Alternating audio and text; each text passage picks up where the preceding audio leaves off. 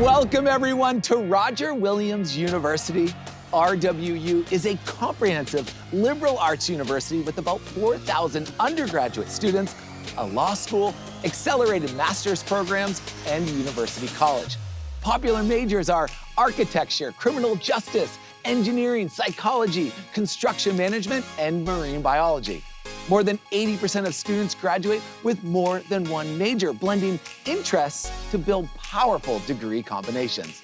This 143-acre residential campus is uniquely situated right on the water in Bristol, Rhode Island.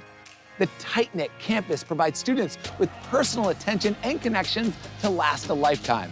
The university's hands-on learning approach gives students the opportunity to learn through doing by taking part in research, internships, and apprenticeships. I'm your host, Alex Boylan, and over the next half hour, we're gonna look around this stunning waterfront campus to meet RWU students. We'll hear stories from athletes, international and transfer students, and a student with 3 minors. You heard that right, 3 minors. The love these students have for Roger is absolutely contagious. Welcome to Roger Williams University. This is the College Tour.